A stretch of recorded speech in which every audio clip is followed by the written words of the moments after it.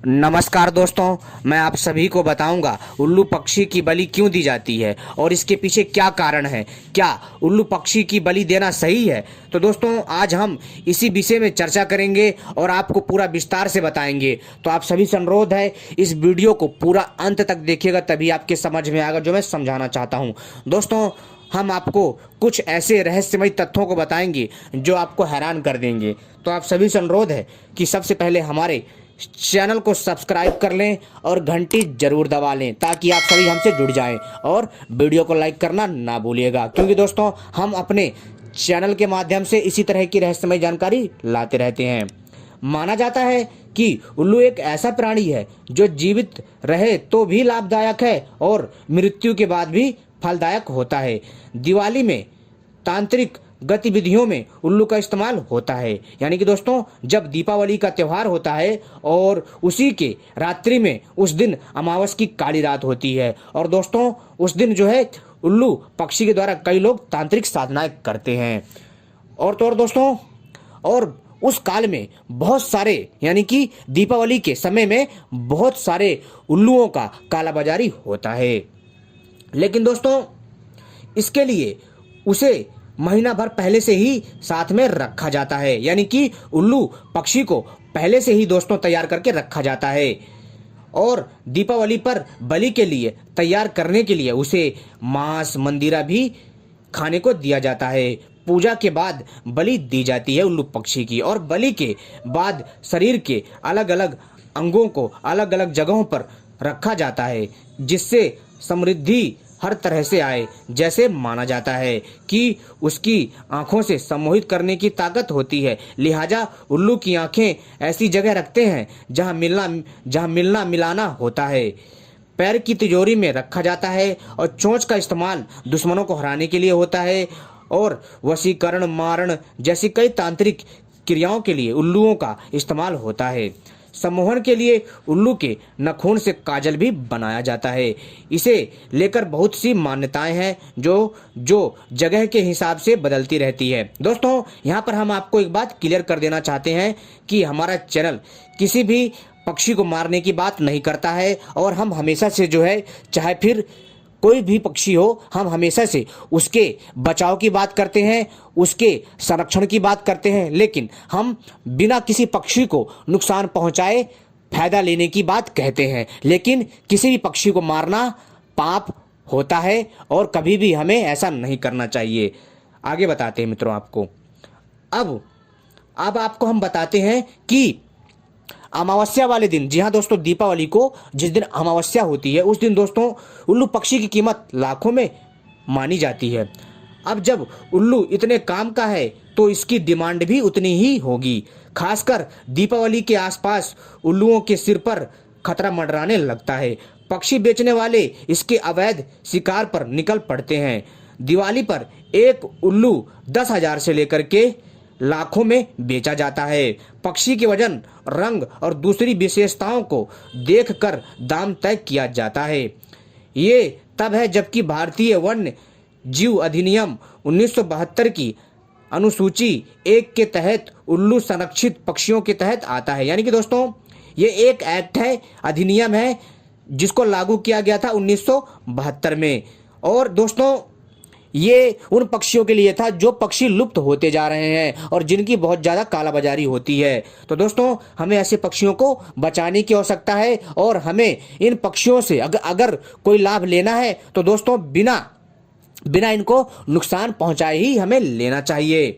दोस्तों, उल्लू को संरक्षित पक्षियों की सूची में प्रथम नंबर में रखा गया है, यानी कि प्रथम श्रेणी में इसको शामिल किया गया है। पहले ये चतुर्थ श्रेणी में था, लेकिन international union for conservation of nature यानी IUCN ने उल्लू को लुप्त प्राय प्रजाति में शामिल किया है। उल्लू को पकड़ने बेचने पर 3 साल या उससे ज़्यादा की सजा का नियम है, लेकिन दीपावली पर इस प्रावधान की खूब धज्जियां उड़ाई जाती हैं। हालांकि वनों में अलर्ट घोषित किया जाता है, लेकिन शिकारी बाज नहीं आते। उल्लू शिकार बनते ही हैं।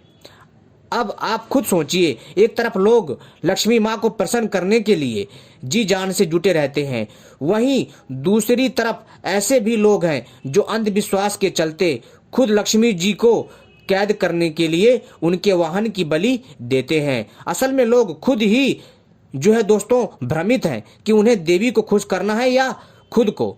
देवी को लाचार बनाकर वो असल में खुद को ही खुश करना चाहते हैं और इसके लिए किसी निरीह जानवर की बलि देने से भी वो बाज नहीं आते हैं। ये कैसी भक्ति है और इस भक्ति से देवी कैसे आप पर कृपा बरसाएगी। दोस्तों ध्यान रखना एक चीज मेरी, अगर कोई व्यक्ति किसी पक्षी को मार कर, जी हाँ दोस्तों, किसी की हत्या करके अगर कोई लाभ लेता है तो दोस्तों उससे लाभ नहीं होगा, लेकिन दोस्तों पाप जरूर लगेगा। इस चीज का विशेष ध्यान रखिएगा। तो दोस्तों कभी भी ध्यान रखिए, आपके किसी भी हरकत से किसी भी पक्षी की मौत ना हो, हत्या ना हो, ये एक पाप है। जिस प्रकार से हम मनुष्यों को जीवित रहने का अधिकार है, उसी प्रकार से दुनिया के हर पशु पक्षियों को जीवित रहने का अधिकार है। लेकिन दोस्तों जो हम आपको जानकारी देते हैं, जैसे ऐसा नहीं है दोस्तों कि तांत्रिक चीजें नहीं होती हैं, अलौकिक शक्तियां नहीं होती हैं, लेकिन दोस्तों कुछ लोगों ने कुछ ज्यादा ही पखंड मचा करके इन शक्तियों को बदनाम कर दिया है। यानी कि दोस्तों हर एक चीज की एक सीमा होती है, लेकिन दोस्तों उस सीमा को जब कोई लांघ जाता है और उस चीज को उससे आगे तक ले जाकर के उसको गलत ढंग से लोगों के समक्ष फैलाता है, तो दोस्तों उसको अंधविश्वास कहते हैं।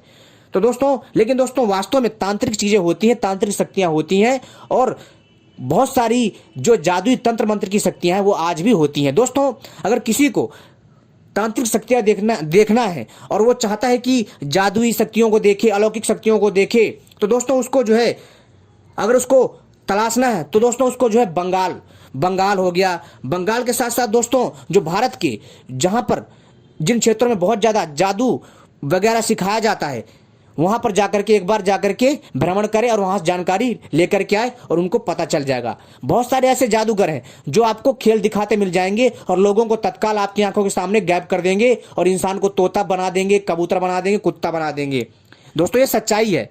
लेकिन दोस्तों इस विद्या का प्रचार जो है अभी भी है, लेकिन कम है, लेकिन एक टाइम पर बहुत ज्यादा था। लेकिन दोस्तों कुछ पाखंडियों ने इस तांत्रिक विद्या को बदनाम कर दिया और अपने स्वार्थ के कारण अपने हिसाब से इसको ढाल दिया।